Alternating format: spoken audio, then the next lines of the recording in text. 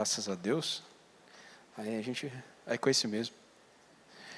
Não, é porque a gente mudou as bases de posição. Eles ficavam lá e tinha muita interferência. Na verdade, a interferência é do quantidade de telefones celulares que ficam dentro daqui. Aí causa interferência nas bases dos microfones. A gente não presta atenção nisso, mas agora a gente tem um monte de transmissores e receptores de sinais que ficam nos nossos bolsos, causando um monte de confusão. Talvez eles causem confusão dentro da nossa cabeça também, não no sentido biológico, mas a gente recebe tanta coisa nas nossas mídias, talvez a gente precise de um pouco de silêncio. Ontem nós estávamos conversando com os adolescentes da igreja exatamente isso, né? A necessidade de silêncio. Nós não ficamos em silêncio mais. Vocês já repararam que antes a gente deixava o tédio fazer o efeito dele em nós? Em que sentido? A gente tinha muito... Quando a gente não tinha o que fazer, acabava o trabalho, a gente não tinha o que fazer.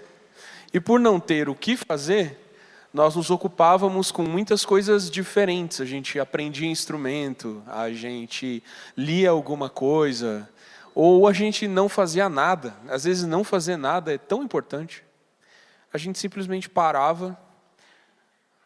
Eu lembro que o pessoal sentava nas calçadas para conversar, chamava a vizinha e ficava na calçada conversando.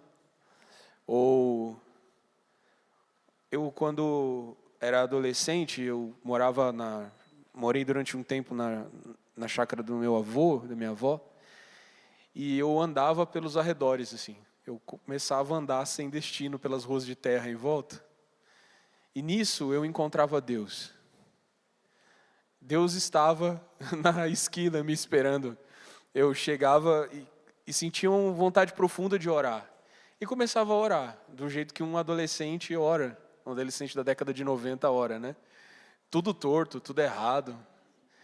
Mas eu encontrava o Senhor naquele vazio, naquela solidão, eu buscava Deus. Mas hoje, se a gente tem qualquer minuto de silêncio, a gente pega o celular e vai ver alguma coisa.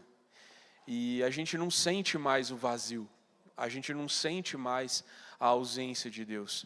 Eu lembro também de uma vez que eu, nessa mesma chácara, graças a Deus por essa chácara, eu estava na escola e começou uma tempestade muito forte. E como todo mundo morava em volta da escola, a escola liberava os alunos. Porque era uma escola rural, a estrutura era meio mambembe, tinha risco de cair em cima da cabeça dos alunos. Aí eles liberavam os alunos para ir voltar para casa, onde se caísse era responsabilidade dos pais, não era responsabilidade do Estado, né? Então eles liberavam os alunos para ir para casa, mas eu morava a 4 quilômetros da escola e voltava a pé. Então eu ia fazer um longo trajeto com a chuva sobre a minha cabeça, por um caminho cercado de eucaliptos, ou seja, ia cair um raio em algum momento, sabe? E a tempestade era justamente de raios. Minha esposa conhece essa história, eu conto sempre.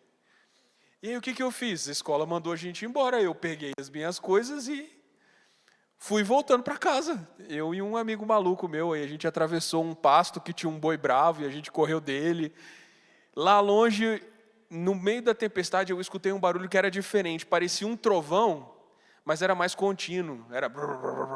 Eu sabia, era a variante do meu avô. Com aquele motor Volkswagen 1.6, eu sabia que era a variante do meu avô chegando para me resgatar, né? E ele encontrou a gente no meio do caminho. Pós-boi, a gente já estava sujo de fugir do boi. Essas experiências, elas aconteceram porque a gente se permitiu ter silêncio. Se permitiu não se ocupar, se permitiu se calar.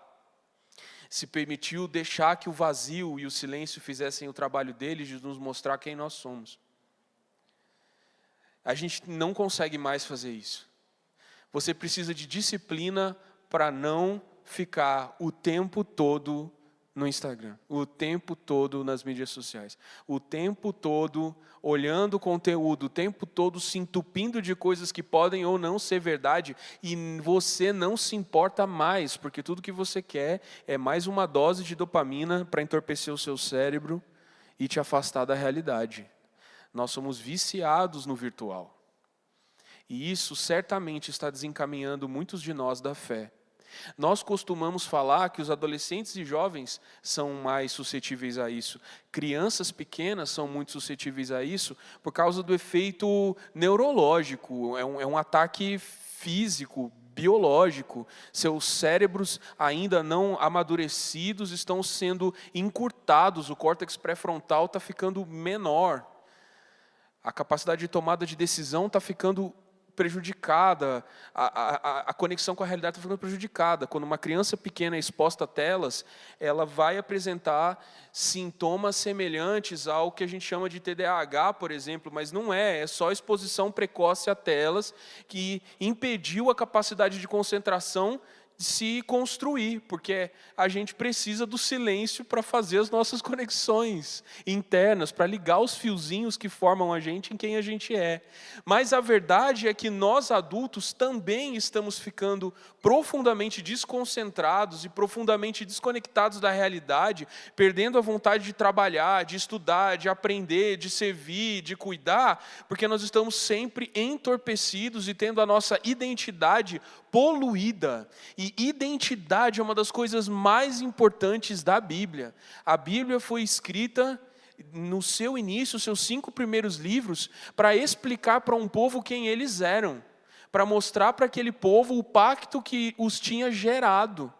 Como é que Abraão foi escolhido dentre todas as pessoas para gerar uma nação, porque Deus tinha decidido se aparecer para ele. Deus tinha decidido aparecer para ele. E a partir dali uma aliança foi estabelecida e um povo foi gerado. O Pentateuco foi escrito por Moisés para contar para o povo que tinha saído do Egito quem eles eram. E contar como a aliança de Deus funcionava. E você fala, o que isso tem a ver comigo? Eu não estava escravo. Sim, você estava escravo do pecado. Sim, você precisa ser informado de quem você é. Você precisa ser ensinado quem é. Você precisa ser ensinado o que gostar. Você precisa ser ensinado o que gastar o seu tempo. A Bíblia não versa só sobre o que não fazer. Isso é uma das coisas que a gente precisa desmontar na cabecinha oca da gente. A gente acha que a Bíblia é um bando de nãos. Mas os nãos da Bíblia não visam liberar você de coisas ruins para que você possa escolher as coisas que acha que são boas e fazer. Não, se eu obedecer aos nãos de Deus, está tudo certo. Mas é muito mais sobre os sims. O que buscar, aonde dedicar a afeição do coração, por quem ser apaixonado, onde gastar tempo, diante de quais coisas você deve se prostrar. Tudo que é justo, tudo que é bom, tudo que é de boa fama, deve ocupar a sua mente, porque isso forma o seu caráter. E você não age de forma racional, você age conforme as suas afeições. Você é moldado pelas suas paixões. Nós somos resultado dos nossos desejos. Nós não tomamos decisões racionais. Todas as nossas decisões são emocionais. E até quando nós somos racionais, é porque alguma emoção nos inclinou a pensar daquela forma. Nós somos feitos das nossas paixões. E se nós não nos apaixonarmos pela Bíblia, nós não vamos ler. Se nós não nos apaixonarmos por Jesus, nós não vamos nos relacionar com Ele. Só que para se apaixonar por Cristo, você precisa se disciplinar a postar diante dEle. Você vai ter que ir contra o impulso do seu próprio coração, a fim de entender que é a Bíblia quem diz a verdade, e não como você vê a realidade.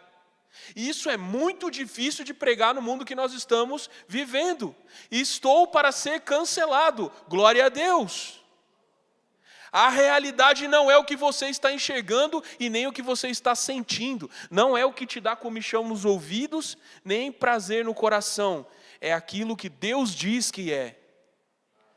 Só que Deus diz que é na palavra. Quem não lê a palavra não conhece a verdade. Ah, Davi, isso é tão óbvio, mas quantas horas por dia você gasta com a leitura da Bíblia a fim de conhecer a realidade? Quem lê a Bíblia muda. Quem lê a Bíblia muda. Quem lê a Bíblia muda. Quem não lê não muda. Quem ora muda. Quem não ora não muda.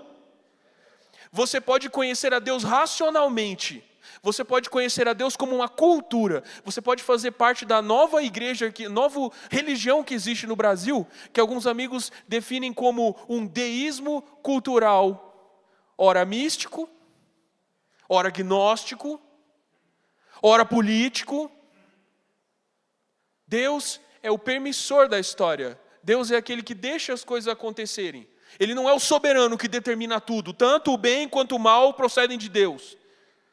Nossa, que coisa difícil de dizer. Sim, é esse o nosso Deus. Ele governa a história.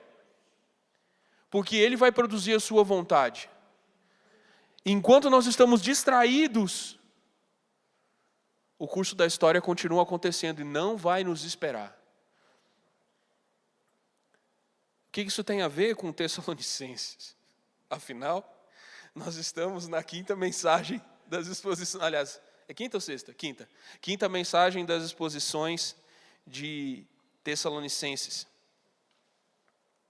Se a gente pudesse dar um tema para hoje, um título, como a minha esposa gosta que as mensagens tenham, e ela está certa nisso, nunca errou, identidade vem de imitação. Anota aí no seu caderno, você que está anotando a palavra, você que está anotando para ler depois, identidade vem de imitação. Se a gente for situar, essa palavra ela ainda vai estar em 1 Tessalonicenses capítulo 2, do versículo 13, mas é um trecho um pouco mais amplo hoje, vai até o 3:10.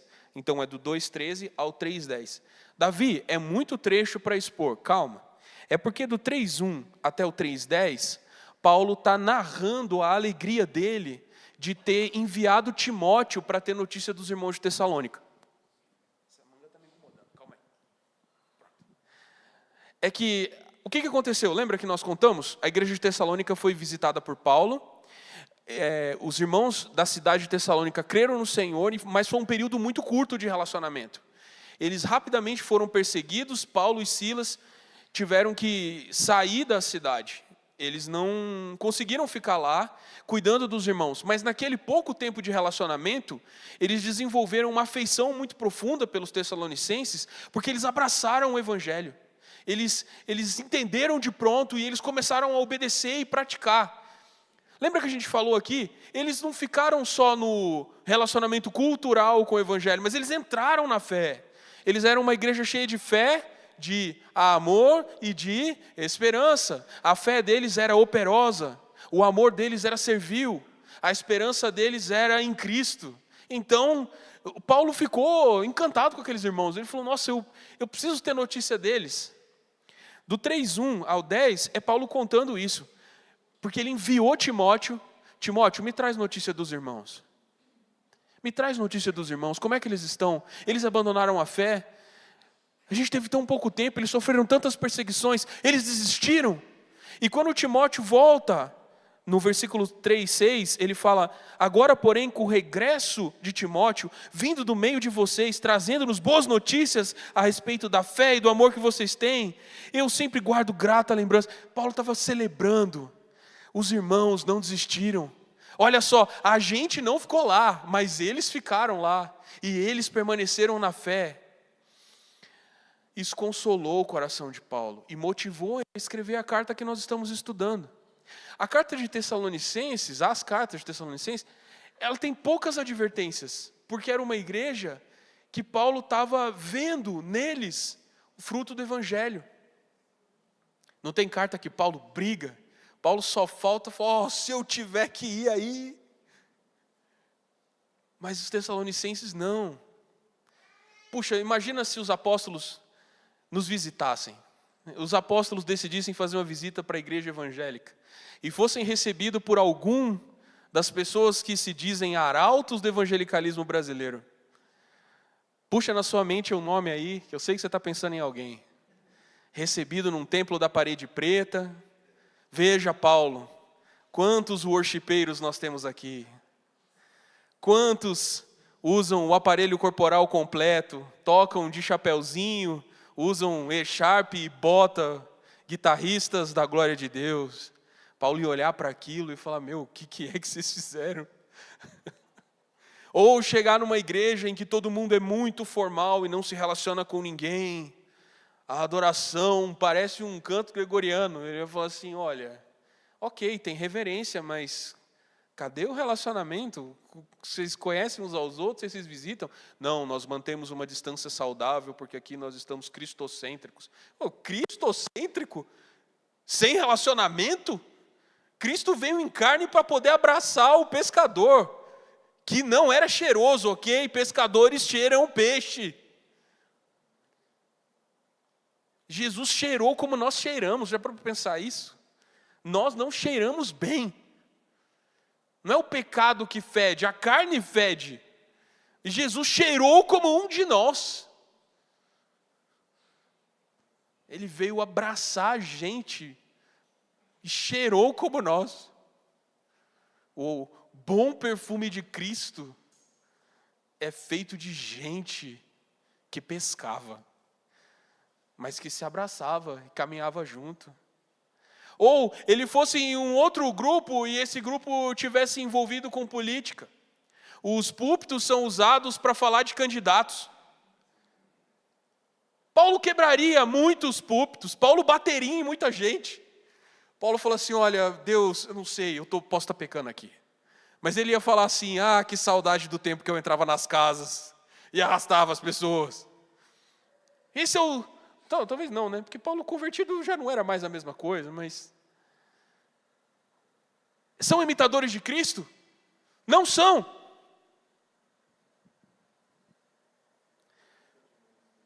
Uma coisa importante nós entendemos é que identidade não é originalidade.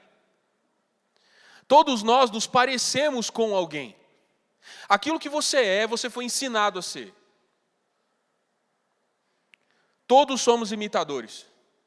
O que eu posso ver em você, o que você pode ver em mim, é fruto de relacionamento com alguém. Nós falamos conforme nós ouvimos. As decisões que nós tomamos, os gostos que nós temos, são resultado de imitação. Você é parecido com o seu pai, com a sua mãe, com o seu avô, com alguém que foi influente na sua história, com alguém que te apacentou, ou com alguém que te maltratou. Você é o reflexo de algum relacionamento que você teve. Os irmãos de Tessalônica, conforme nós vimos semana passada, eles imitavam o exemplo de igrejas que tinham vindo antes deles, que tinham sofrido perseguição por causa do Senhor. Eles imitavam o modelo de Paulo, que encarnava o evangelho, sofria perseguições, mas não desanimava. Como que os irmãos de Tessalônica se tornaram dignos de elogio? Por imitação. Imitação. Precisa perder precisa perder o medo dessa palavra. A gente acha que vai aprender as coisas sozinho. A gente aprende imitando. Como que você aprende a pregar? Pregando. Ouvindo pregação e pregando. Como é que você aprende a tocar? Imitando alguém que toca. Como é que você aprendeu a andar? Olhando para os bípedes gigantes que te alimentavam e falando assim, na sua cabeça de bebê. Eu estou imaginando como que um bebê pensaria, mas ele fala assim, aquele ser gigante que me alimenta e que me esquenta quando eu estou com frio, e que quando eu tenho medo de estar fora do útero, ele me abraça e me aperta um pouquinho, e eu sinto algum tipo de conforto, ele se desloca no espaço. É um bebê inteligente. Ele se desloca no espaço do ponto A ao ponto B usando essas terminações inferiores dele. Veja bem, pareço-me com ele. Tenho mais ou menos as mesmas estruturas faciais que ele, embora em tamanho reduzido. É provável que eu também seja capaz de me erguer sobre as minhas terminações inferiores. É um bebê realmente muito inteligente. Ele vai andar porque ele viu alguém andando. Ele vai falar porque ele ouviu. E você fica, fala mamãe, fala papai, Fala mamãe, fala papai. Por que é a primeira palavra que ele fala? Porque é o que ele ouve o tempo todo? Porque você fica, fala mamãe, aí vem o pai, fala papai. Fica essa competição, né? Todos falaram papai primeiro, lá em casa. Menos os passarinhos, eles não falaram, porque a mãe era a Luciana. A gente aprende imitando. A questão é quais são os modelos que nós colocamos diante de nós, porque nós vamos ficar parecidos com eles. Ah, é só entretenimento. Eu só assisto isso aqui para me divertir. Você está sendo formado naquilo. Aquilo está entrando em você. E você vai se tornar semelhante àquilo. Esses dias eu assisti um filme, eu vi um ator muito engraçado, cheio de maneirismos. Eu me lembrei de uma pessoa imediatamente, porque a pessoa se movimenta exatamente igual aquele ator. O que aconteceu? Viu filmes demais, tem mais ou menos entendeu? O shape, ficou igual. Nós ficamos iguais aos modelos que nós escolhemos para nós. Então, o segredo de amadurecer na vida cristã é escolher e imitar modelos melhores. Não tem discussão nisso aí. É olhar para a palavra e falar assim, cara, eu quero parecer com os apóstolos. Eu quero parecer com os evangelistas. Eu quero parecer com Jesus. Ah, mas não tem Jesus mais para imitar porque Jesus subiu, né? Mas tem irmãos na igreja que você pode se aproximar, que você pode caminhar junto, que você pode ouvir e que você pode imitar. E eu falo isso especialmente para os mais jovens de 60 anos, os mais jovens de... Vocês podem imitar aqueles que dão frutos.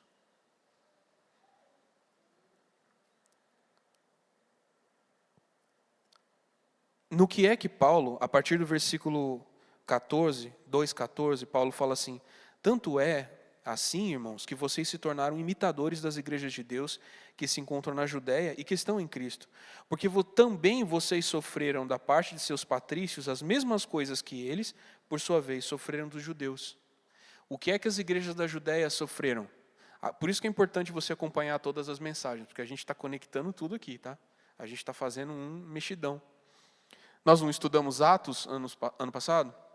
O que foi que nós vimos que a igreja da Judéia começou a sofrer? Os apóstolos foram perseguidos. Disseram para eles, não falem de Jesus. Aí eles falaram, não, é melhor eu obedecer a Deus do que a vocês. E aí, foram presos. Aí o anjo foi lá e soltou. Aí eles voltaram a pregar o evangelho. Aí os judeus foram lá e prenderam de novo. Aí o anjo foi lá e soltou. Aí Estevão ficou ousado demais. Não pregou escondido. Arrumou briga, foi para o combate. Ele foi para a treta na internet. Ele fez um comentário mal educado no Instagram do sacerdote. Aí o sacerdote achou ele e falou assim, é você mesmo. Vou te fazer de exemplo. Quando Estevão falou que Deus não habita em templos feitos por mãos humanas, as pedras começaram a voar e ele foi cancelado. Cancelado da existência. Ele morreu. E aí a igreja começou a ser perseguida. O que é que eles fizeram? Espalharam. Os irmãos foram obrigados a abandonar suas casas. Deixa eu falar uma coisa, quantos anos você mora no mesmo lugar? É fácil para você sair do lugar que você mora? Você que mudou recentemente, foi fácil? Vocês que vieram, foi fácil? Está sendo fácil? Agora imagina, você ser forçado a não sair com suas posses, não sair com seus cachorros. Você tem que deixar tudo para trás, porque é a vida, entendeu? Ou a vida ou as posses. A vida. Saiu, pegou a família e foi embora. Foi para onde? Você está acostumado com uma cidade santa, cheia de judeus. Aqui todo mundo é mais ou menos bom. Pode ser, tudo bem, fariseu, saduceu, mas é gente boa. Ideologicamente é parecido comigo, politicamente é parecido comigo, financeiramente é parecido comigo, mas vai para Samaria, Samaria tem samaritano. O que eu vou fazer em Samaria? O problema de Samaria é o samaritano. É que nem para a Argentina. O problema da Argentina é o argentino. Deus me livre. É uma piada. Ou o flamenguista também. Você vai para o bairro do Flamengo, tem o que lá? Flamenguista. Certo? Ou vascaíno. Não melhora muito. Vai para São Paulo, tem corintiano. É problemático. A gente tinha um irmão presbítero da igreja aqui que era corintiano. Eu orava sempre, Senhor. Transforma o Pandão. Deus não atendeu a minha oração. Ele continua para o corintiano. Só que era muito pior que isso. Se eles descobrissem você, eles matavam você e sua família. E tinha uma crueldade. Por que a igreja era cheia de viúvas? Lembra que a igreja era cheia de viúvas e de órfãos? Porque eles matavam o chefe da família. E numa cultura como aquela, matar o chefe da família era matar 2 vezes. Porque a mulher ficava desamparada. E por ser de um grupo perseguido, minoritário, ela não ia ter amparo de ninguém. Os filhos ficavam desamparados, marcados como párias. Não iam conseguir trabalho. Ou negava a fé, ou não conseguiria nada. Então causava mais problema, porque agora a igreja tem que sustentar aquela família.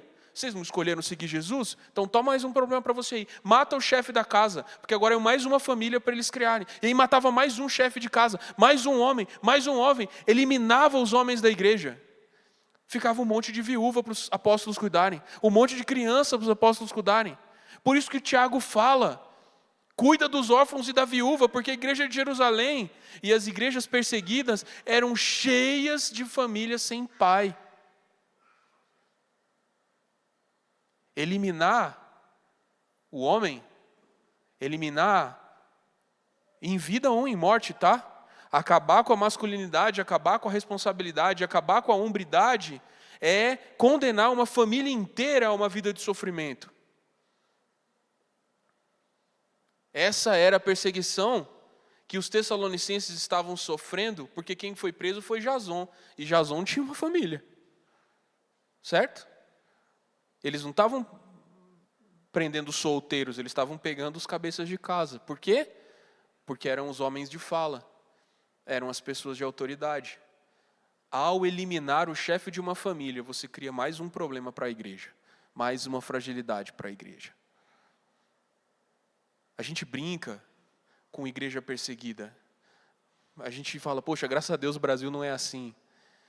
Mas existem estratégias de eliminação que estão acontecendo o tempo todo, eliminando a nossa capacidade de decisão, a nossa capacidade de reação, a nossa capacidade de concentração. Homens se comportando como meninos.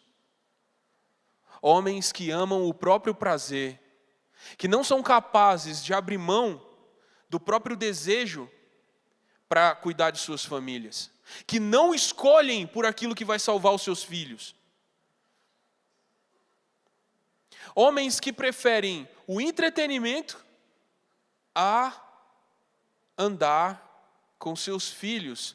Seus filhos vão ser como você, só que piorado, porque aprenderam a ser você mais cedo. Se você, homem, não consegue abrir mão do seu próprio prazer em favor da sua família, você está condenando a sua família e você está condenando a igreja a socorrer a sua família no futuro. Porque um dia você vai ser levado. Seja pela morte, seja pelo pecado. A sua família vai pagar pela sua negligência.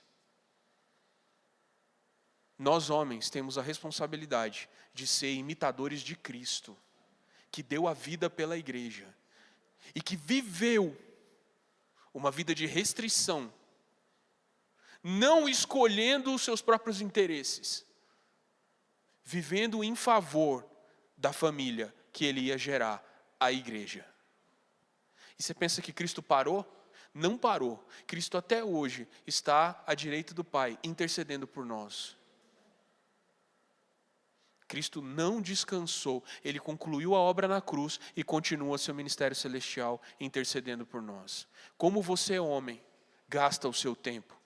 Quando você chega cansado do trabalho, qual é a sua prioridade? É difícil escolher certo. E nós não faremos isso naturalmente. Se não houver disciplina e entrega, nós vamos imitar todos os modelos, menos o de Jesus. Imitar Jesus é uma decisão. E precisa ser tomada logo. Precisa ser tomada logo. Hombridade é uma escolha. As mães, as mulheres, são responsáveis por promover o ministério dos seus maridos. Irmãs, como que vocês respondem ao encargo que Deus deu ao seu marido? Vocês os impedem de servir ao Senhor? Ou vocês ajudam eles a servir ao Senhor? Seu marido tem horários para cumprir por causa das responsabilidades na igreja. Você se arruma antes para que ele consiga cumprir? Você o alimenta? Porque uma das coisas que o homem mais precisa é comida. E se ele receber comida, ele estará feliz. Se ele receber carinho, ele estará feliz. Você dá a ele afeto ou nega a ele afeto para que ele sinta que ele está errado? Homens sempre estarão errados. Mas será necessário perdoar e cuidar do ministério do marido. Quantos ministérios estão enterrados porque esposas foram egoístas e amaram mais a si mesmas do que o ministério de seus maridos? Filhos, vocês são imitadores dos jovens da Bíblia? Honram seus pais? Entendem que o ministério dos seus pais é o seu também? E que ou uma casa serve ao Senhor junta, ou não vai persistir?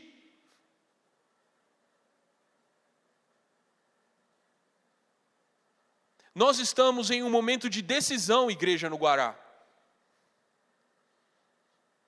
Deus não enviará pessoas para nós se nós não estivermos dispostos a cuidar. Se nós não vestirmos as luvas, as camisas de trabalho, vestimos as calças e dissermos assim: nós homens vamos imitar Jesus. Vocês, nossas esposas, imitem a igreja. Vocês, filhos, imitem os filhos de Deus. E nós vamos cumprir horários, nós vamos colocar os nossos nomes nas tabelas, nós vamos fazer o que nunca fizemos antes. Ah, eu nunca fiz isso. Tudo tem uma primeira vez. Você tem o Espírito Santo de Deus que te capacita para toda a tarefa. E você tem irmãos que estão indo à sua frente que você pode imitar. Você não está sozinho. Você não foi forçado por Deus a abrir picada. Abraça o encargo que Deus te deu e se joga.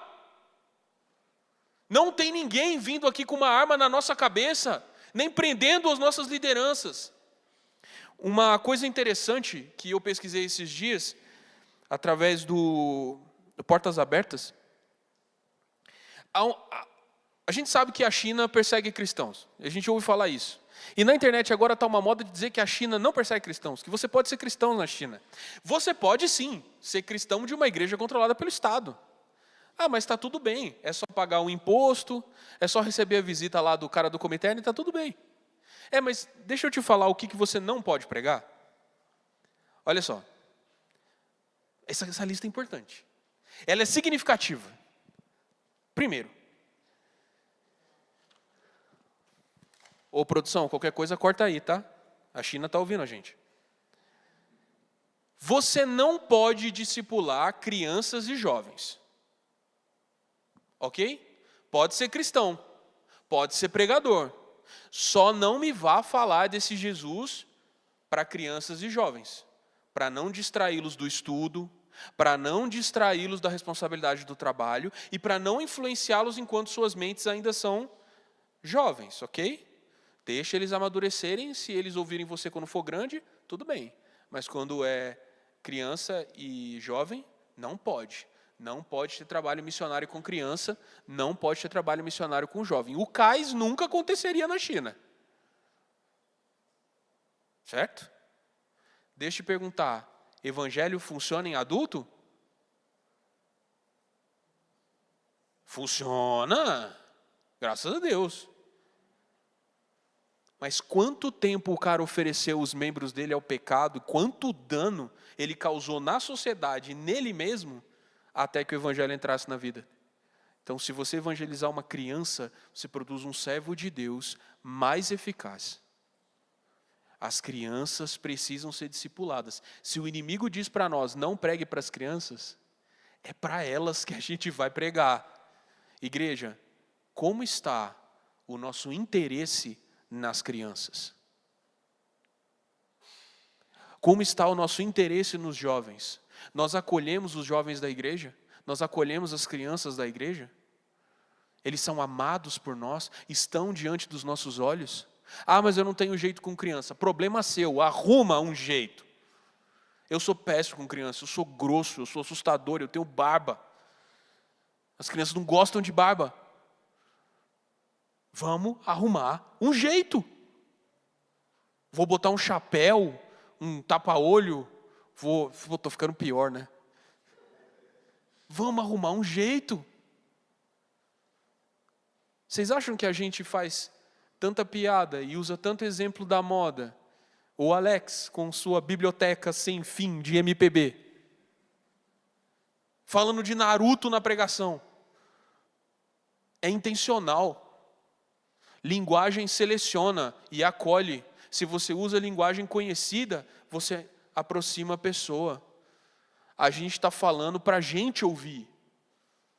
É intencional. É intencional.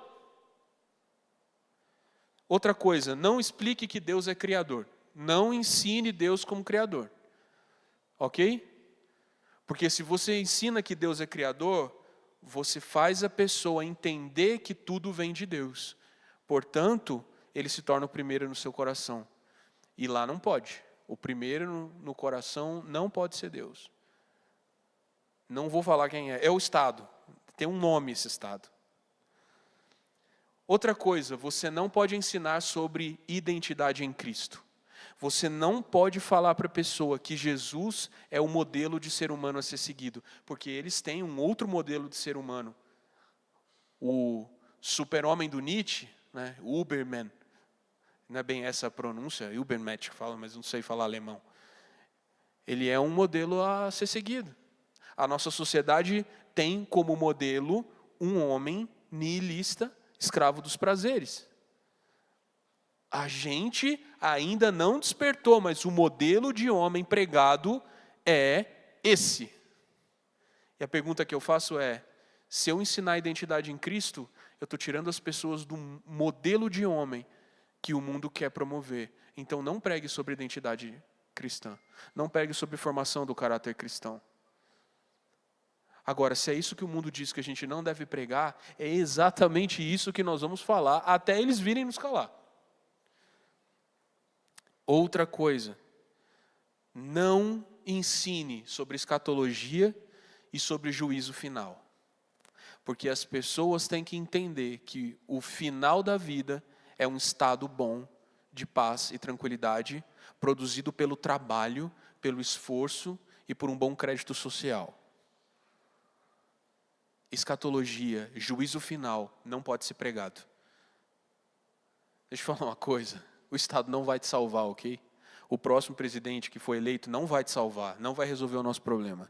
Ele é só um impostor, seja ele quem for, ele está no trono que não é dele, é de Jesus. E ele é por enquanto. A gente tolera os governantes, os elege, vota e aqui olho vivo, ok? Olho vivo. Você está num trono que não é seu, tá? Fica aí, por enquanto. Vai chegar uma hora que o rei vem. Vocês entendem as implicações disso que nós estamos falando?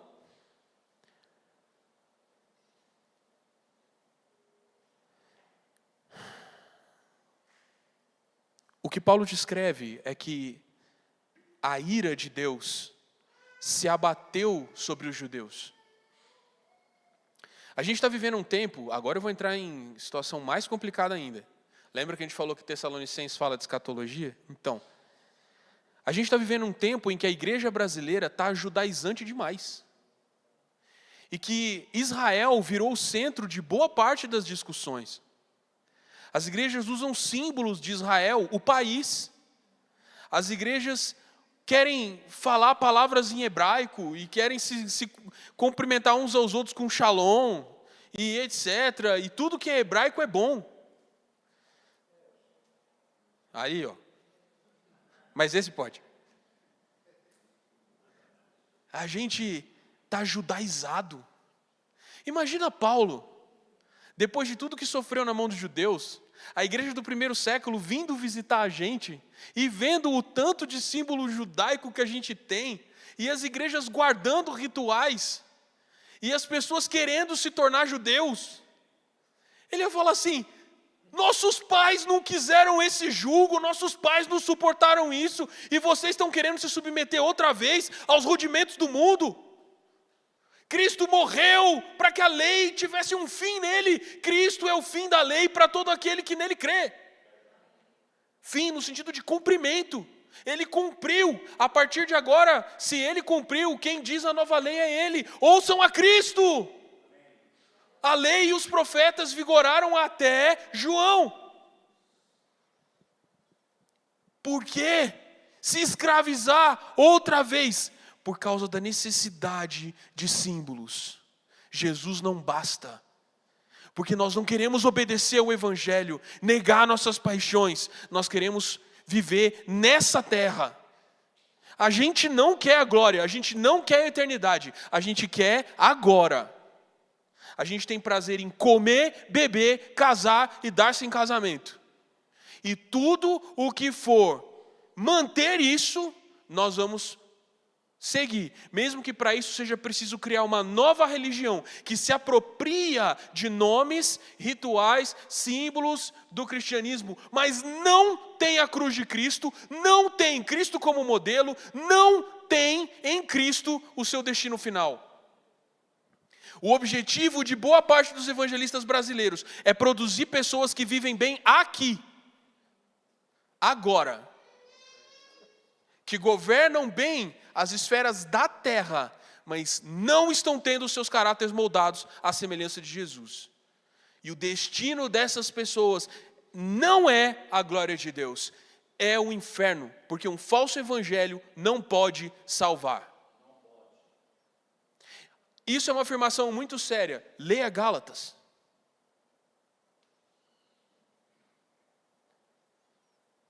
E se nós estamos calados a respeito disso, estamos sendo coniventes com os nossos amigos, com os nossos irmãos, com os nossos parentes, que estão se perdendo. E pior do que os que seguem o inimigo, é aqueles que seguem um falso Jesus, porque eles permanecem ocupados demais para olhar para a verdadeira salvação.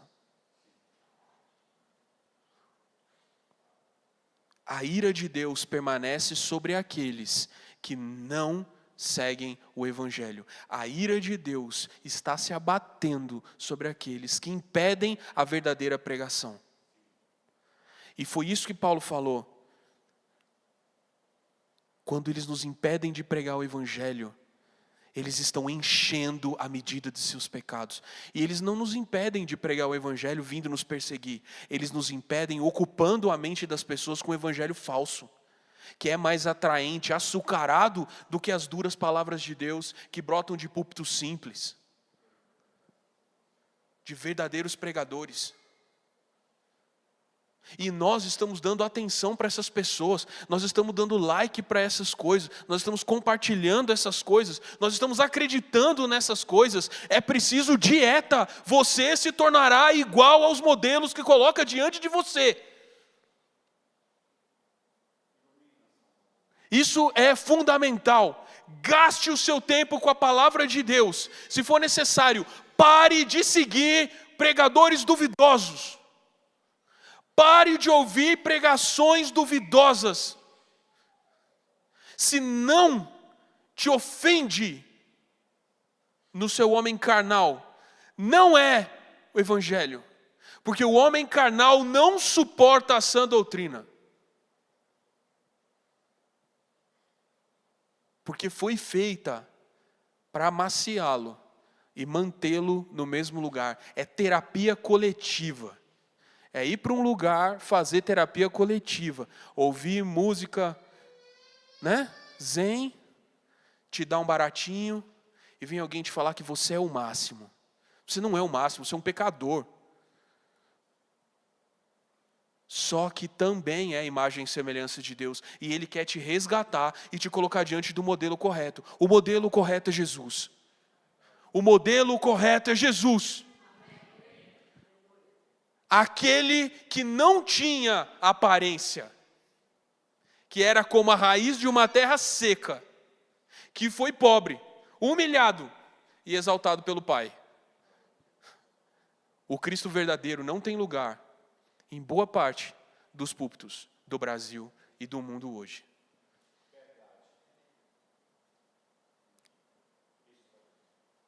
Nós temos que fazer uma escolha. Os modelos que nós seguimos definem quem nós seremos. E se nós queremos permanecer como a igreja de Tessalônica permaneceu, precisamos gastar tempo com os modelos verdadeiros. E por que Paulo se alegrava com a igreja dos Tessalonicenses? Porque ele via neles pessoas semelhantes a Jesus.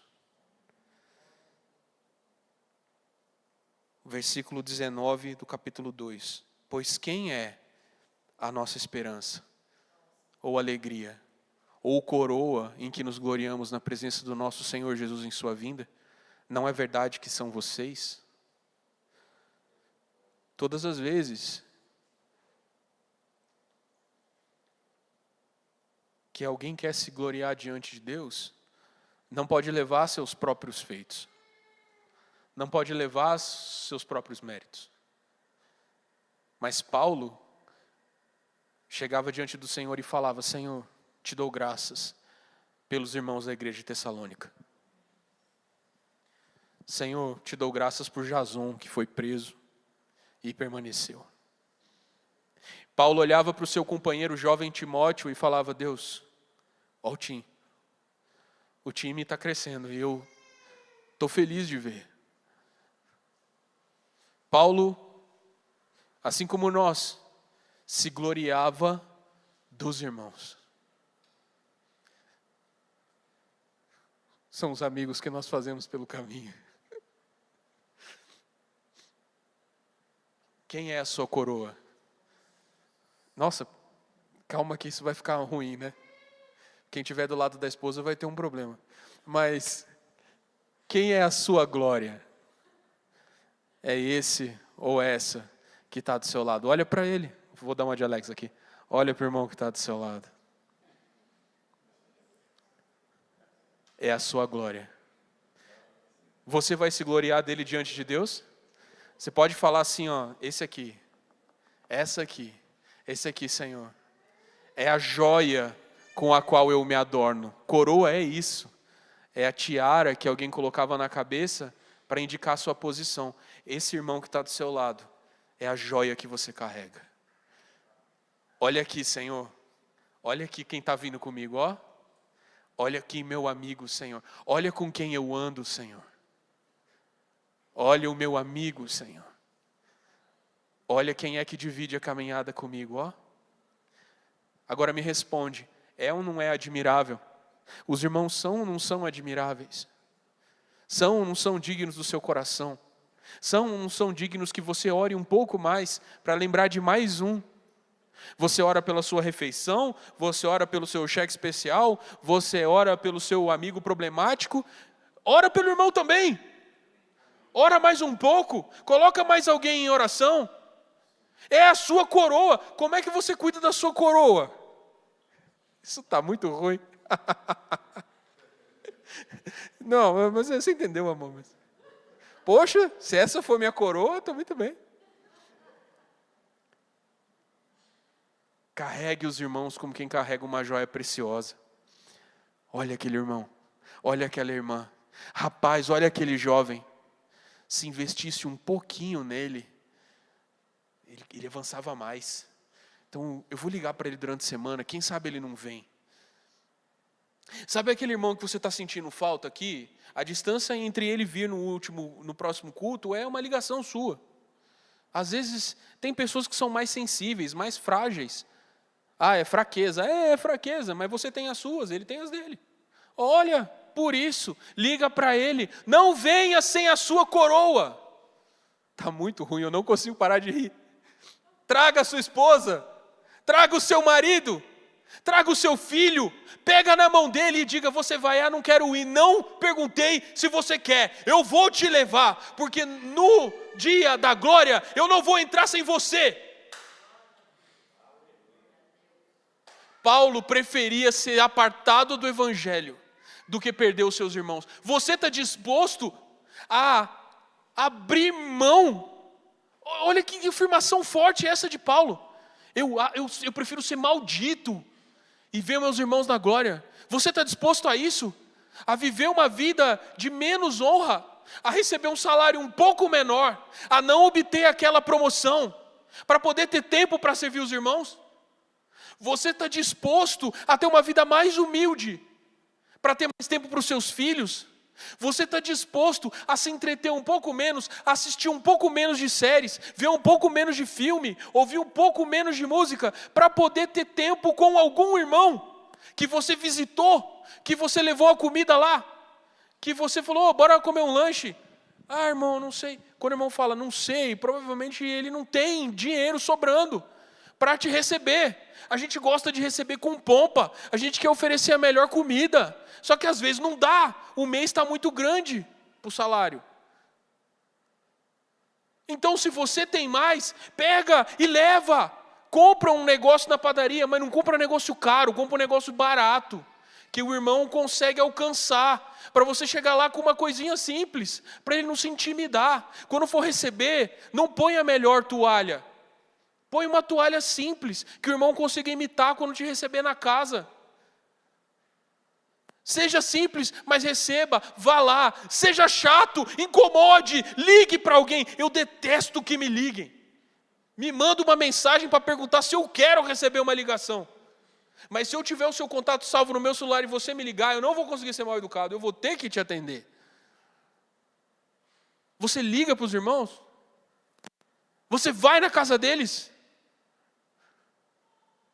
Eles vão imitar você. Se os irmãos fossem igual a você, a igreja vai crescer? Olha para você, não olha para mais ninguém.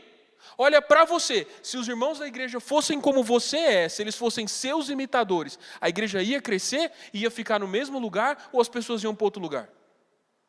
Porque outras igrejas têm e são boas. Nós amamos essa, então a gente vai ter que fazer alguma coisa. Se os irmãos da igreja imitassem você, como a sua igreja seria? Essa é a pergunta que tem que ficar batendo na nossa cabeça, que nem uma bola de pinball.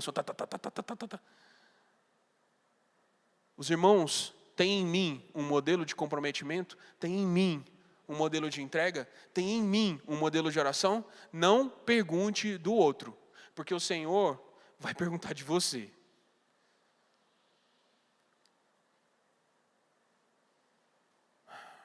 Há uma menção aqui a respeito da ira de Deus e Jerusalém, mas esse é um assunto que nós vamos deixar para quando nós formos abordar a escatologia em Tessalonicenses. E aí, todo mundo sempre é muito curioso sobre escatologia, sobre o fim do mundo, sobre esses assuntos. Mas o que nós estamos falando aqui já é escatologia. Porque a escatologia de Paulo é prática. O Senhor não vem precedido na escatologia de Paulo, ele não descreve, o Senhor não vem precedido para Paulo de um monte de sinais que podem te dizer, agora faltam 14 anos para Jesus vir, hein? Agora faltam 7 anos, hein? É melhor eu me emendar. Não, mas ainda dá. Agora falta 3 anos e meio, hein? Agora é melhor eu começar a... Faltando 3 anos e meio, meu amigo, você não tem tempo para nada. Leva uma vida inteira para começar a imitar Jesus. Então, se você quer, começa agora.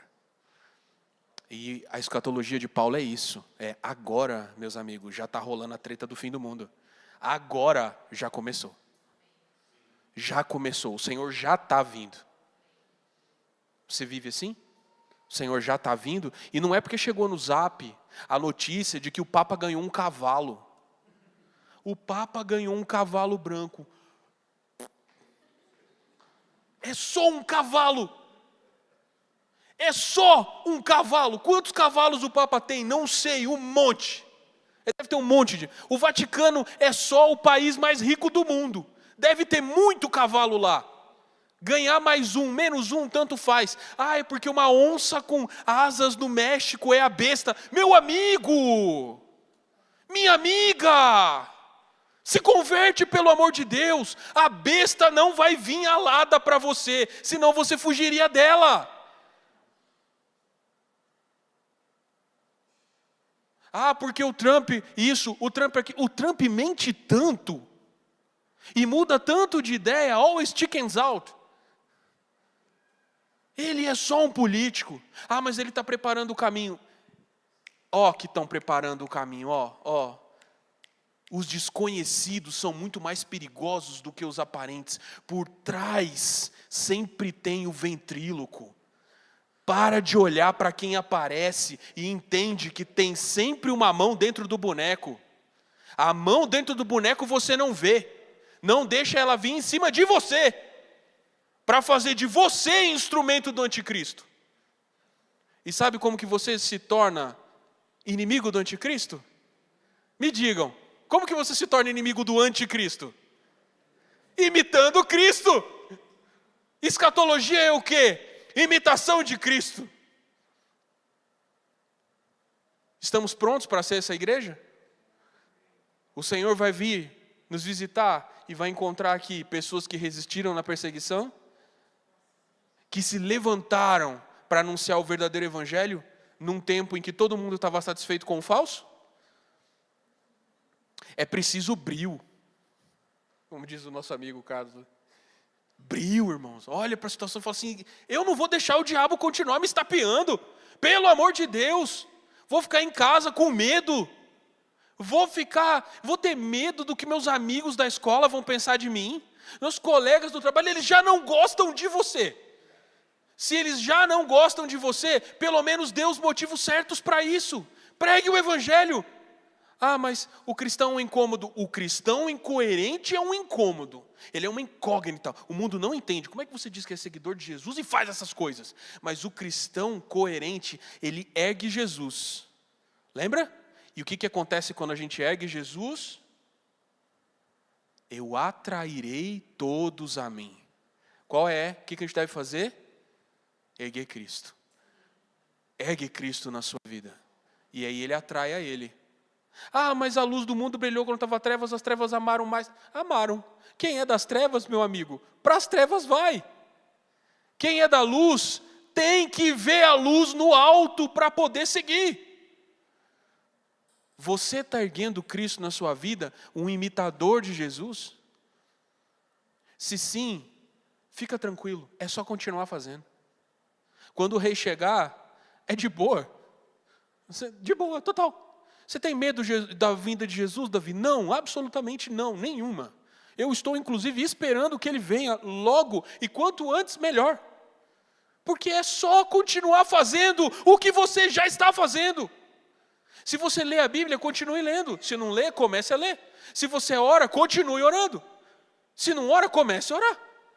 Se você serve na igreja, continue servindo. Se não serve, comece a servir. É simples assim. Faça. Quando o rei vier, entra. Bora, vamos. Daqui para frente é comigo. Eu vou descansar. Eu vou entregar para Jesus. Nós vamos poder entregar as nossas vidas para Ele. Seremos apacentados pelo pastor verdadeiro. Acabou. O que é imperfeito vai ser cancelado. Veio o que é perfeito. O que é em parte vai ser esquecido. Bora para a verdadeira vida. O tempo que a gente perde com teoria da conspiração podia ser melhor investido em leitura da Bíblia e formação do caráter de Jesus em nós. Estamos prontos para isso? É isso que nós queremos? Então, semana que vem a gente continua. Temos avisos.